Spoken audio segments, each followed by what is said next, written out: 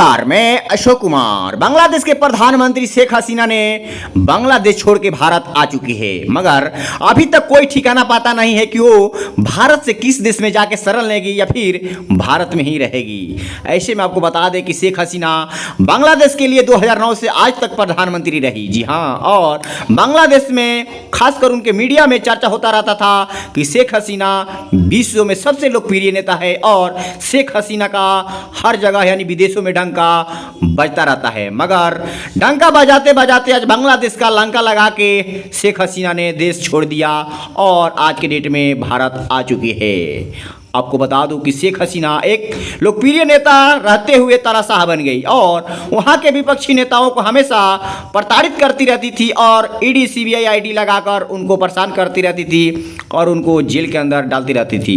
खासकर जब चुनाव आता था तो शेख हसीना ने विपक्ष के ऊपर जोरदार हमला बोलती थी और उनको परेशान करके जेल के अंदर डालती थी। और जो भी कोई भी व्यक्ति आंदोलन करता था, प्रदर्शन करता था, कोई मांग करता था तो उनको अपने पावर यानी पुलिस द्वारा कुचल दिया जाता था, वहां से हटा दिया जाता था। मगर 2 महीना से वहां के छात्र ने आंदोलन कर रहे थे, उनका मांग था कि छात्र को आरक्षण दो, मगर शेख हसीना ने अपने जीत पे अड़ी थी और बोल रही थी कि हम आरक्षण नहीं देंगे।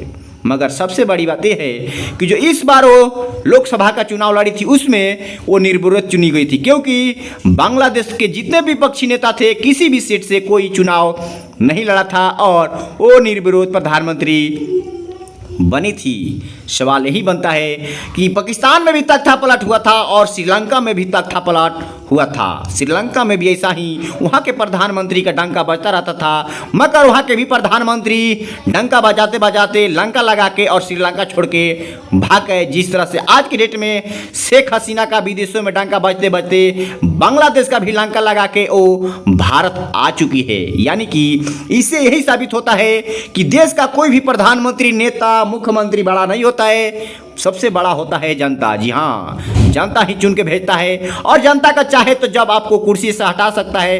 अगर जब तानाशाह बन गए हैं तो आपको जनता कोई भी आता है कि आपको वहां से भगाने में भी कोई कसर जनता नहीं छोड़ेगी। आज के डेट में बांग्लादेश का कमान यानी कि जो मालिक है वो सेना का प्रमुख बन चुके हैं और वो जनता से गुहार लगा रहे हैं कि शांति बनाए रखे और बांग्लादेश को संभालने के लिए इसमें पब्लिक का, लोगों का सहयोग जरूरी है और आंतरिक सरकार बनाकर हम बांग्लादेश को संभालेंगे।